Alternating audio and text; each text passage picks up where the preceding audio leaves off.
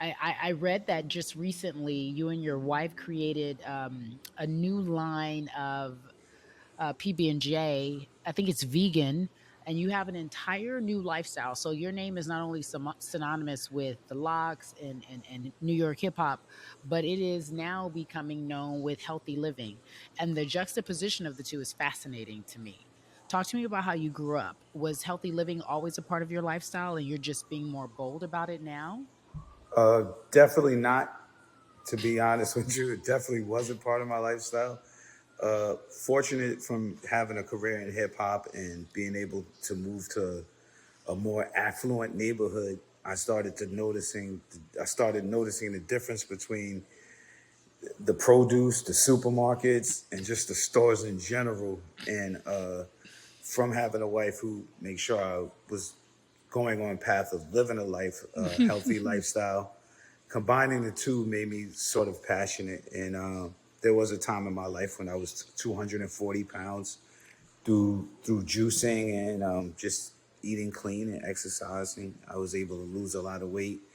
And then besides losing the weight, I actually started seeing I used to have eczema, post nasal drip, sinusitis, horrible temper, and all of those things seem to go away with living a healthy lifestyle. So I found it Wow. important to bring it back to my neighborhood and tell people, because in hip hop it's a braggadocious sport. It's all about how much nice stuff you have, but I felt it was important to let the people know that you're your best asset. You're the thing that you should invest in the most, yourself, your body, Yeah. and just started pushing it forward to see a change come about in where we live and within our people. I love everything that you just said. Well, first of all, I want to go back to when you weren't eating well and you noticed that when you made simple changes, your entire lifestyle, you saw a difference. Eczema, postnasal drip, you were Yeah. heavy, you were 240, all the things. How did that come to you? It's like, oh, I got to lose weight. Did the doctor say that if you don't lose weight, you might die? Did you have bad No, blood pressure? What happened? I was in the county pen. Unfortunately, this was many years ago. I was in the county pen and got on the scale and noticed I was 240 pounds, and I just kind of wanted to make the change for myself. And through making a change, before I was plant based, I became plant based in 2013 by total mistake. I went on a cleanse and just never went back. Mm. From 2003 to 2013, I was pretty much a vegetarian, and but every year I ate Thanksgiving with my family. But Thanksgiving at 13, I felt very sluggish, heavy. Felt like somebody hit me in my side with a bat. So I said, on New Year's I was gonna go on a 3 week cleanse, and I just never went back. I just kept going, and it was such a difference in not just my health, but the way I viewed the world. I became less angry, became more cool, became more spiritually in tune, and it just was a change that I felt was I you know I was just grateful for. To be honest with you, I like the word grateful, so let's live there. What was life like growing up for you? I read, whether I'm clear or not, your mom's from South Africa. yes, yes, she is. My mom's from South Africa. My dad's from Brooklyn. Growing up for me and growing up in Yonkers. How did those two meet? How did the South African meet the kid from Brooklyn? How'd that all go down?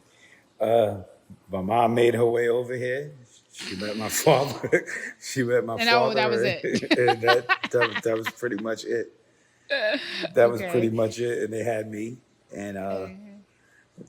there the story goes. But growing up in Yonkers, it was pretty.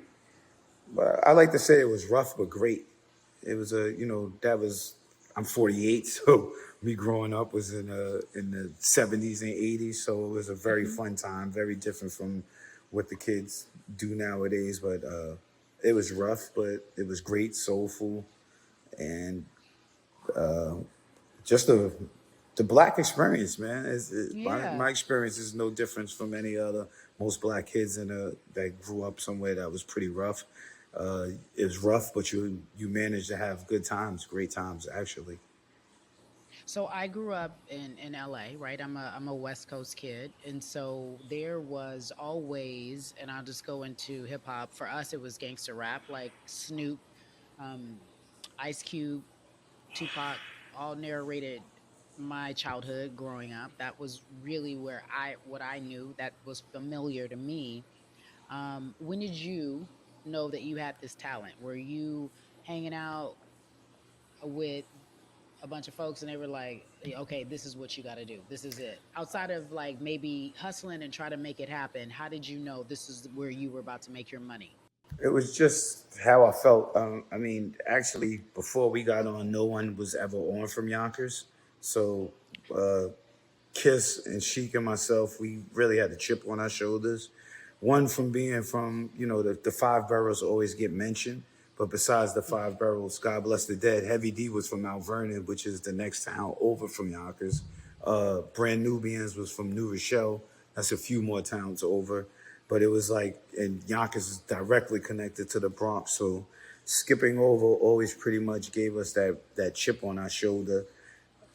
I pretty much always felt like I was gonna make it and we were gonna make it, and just the professionalism of my two partners, even at a very young age, getting with them even made the confidence higher. So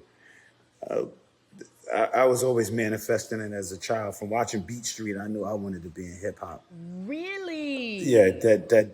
like I knew it was the life for me at a very very young age. So worked hard at it. Worked hard at So it.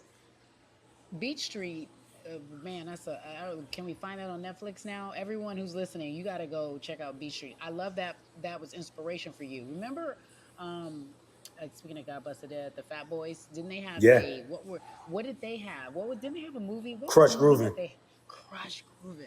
Crush Like all Grooving. of what happened to those movies? We don't make those no more. What happened Nah, to those movies? We don't they make don't those make. movies no more. Nah, they don't make them no more at all. That was our version of a musical, Yeah, very right? much so. Very much so. I totally agree with you on that. So then you see Beach Street, Crush Groove, all of these things, and you know this is what we're about to do. Ain't nobody mentioning Yonkers. Everyone fooling with Heavy D because he's from the next town over, and you get into this space where I'm fast forwarding. You guys make it. Yeah, You are known. You got bread. You got money. You got ladies. All the things. This is when you are not living this healthy lifestyle, though. Correct? You're not. pretty much. You're Yeah. not talking about CMOS. You're not up here like we Nah, should all no, I'm not. you're not. No, I'm I'm not. gluten free. Not at all. Not at all. So At that time, if you would have told me I would be doing this in the future, I may have laughed at you. I would have thought I would be the last guy picked to do this. But through living that life and that lifestyle, when you're fortunate enough to see how fortunate you are, and we're Yonkers boys, so we're always around. We're like blue collar hip hop, so people are yeah, familiar with being able to see us, touch us. We're very connected with the streets. That same connection with the streets made me understand kind of what the streets needed. So it was a necessary transition, and I would say I was actually being groomed for it subconsciously without knowing. Like I stopped eating pork at 12 on my own. mm, I stopped eating red meat my first year on Bad Boy. I mm. just didn't like how I remember being on tour actually and driving through somewhere in the Midwest, and it was land like for at least a couple miles land far back as I could see a long stretch of land, and I just felt weird at looking how the cows were placed and herded and things of that nature. I stopped eating chicken 2003, so I kind of always been on a journey subconsciously without knowing. I think a lot of us, especially for males when they hit Black the folks. yeah, black folks and black young males when they hit the street, like I am 48, so I told you I was raised on apple a day keeps the doctor away. Make sure you eat the Hmm. veggies off your plate. But as you Hmm. get older and you're outside and you're hustling and you're moving back and forth, that's when you start making the wrong choices. That's when you're at the fast food spot all the time.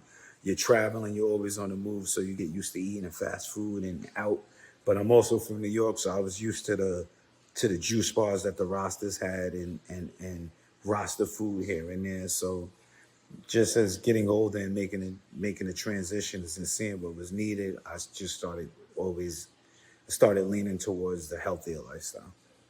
And So, no, go ahead. in two for my debut album Gangsta and a Gentleman, I was actually incarcerated. So Hmm. from being incarcerated started making me think I'm a little too smart, and why do I get triggered so easily? Why am I so angry? And I figured I for Mm. myself that I had some sort of chemical imbalance. So I Hmm. started watching what I was doing, and then when you get in a lot of trouble, you have to learn how to change people, places, and things. So I started making actually my partner Nigel in Juices for Life. He had a juice bar before then, and I would just frequent the juice bar just to keep myself somewhere that was healthy and Hmm. get to be around a few individuals that thought out the box, think different from me. It wasn't that many customers at the time when he had a different. It was called Fruits of Life. Uh, but I told him, I made that my hangout spot. So people wanted to start come see me. They would have to come there, and it kind of grew. And then he always asked me to be in business with him, but I was like, nah, I'm just learning the lifestyle, promoting it. Then years later, uh, he left that juice bar. He was chilling for a while, then called me up one day like, nah, you got to be my partner. And we was off to the races. Him, and my other partner, Juice Lee, and myself. So my You said you're a part of blue collar hip hop. I'm really fascinated because what is blue collar hip hop to you? Because that speaks to your entire lifestyle and how you've been able to transition. But I wonder what blue collar rap is for you. Give me some groups. Who would that be? And are there any more today? I say I say we're the epitome of it. It would be someone that that's in touch with the people, Hmm. that work hard, Hmm. that are accessible, that love the craft, that put the hours in. Uh, I would say KRS is definitely blue collar hip hop. Public Enemies, blue collar hip hop. Those who came before me is definitely, those who love the craft and the culture and work hard for it and were accessible to the people is what I consider blue collar hip hop. I think with the locks, with our group, we were able to take it a little further because we, throughout the fame, throughout the shiny stuff, throughout being on some of the hottest record labels in the world, we were always in touch with the people. Hmm. People will always be able to find us. It definitely started out of being hardcore and like we're the group that doesn't need security, but but throughout that we were able to, you know, we always take pictures. We always hug our fans. We always sign autographs. We always For real. been, you know, for the people and with the people. Like so that that's that's blue collar hip hop for me. Do you see that today? Is there any artist today that you would be like, oh, I feel like that particular artist, that rapper, feels blue collar to me? I know the game has changed so much. No, it's changed so much. I would say these, these, especially the new generation, and they're supposed to. I'm glad the new generation makes so much money, but I feel this generation makes so much money, and due to technology, they don't really have to be. Technology kind of runs everything. Instagram, Twitter. Uh, you could do interviews over phones now. So, and you know, they don't it depends how you feel about where you came from and how in touch you are with it. So, a lot of us are taught when you make money, get away from where you're from. So, a Yeah. lot of them are being steered in that direction. So, but there's definitely a few of them who I would say is, I would consider, J. Cole Mm, sort of, I like he's that. definitely, he's definitely upper echelon, but he does things that keeps him in tune with the people.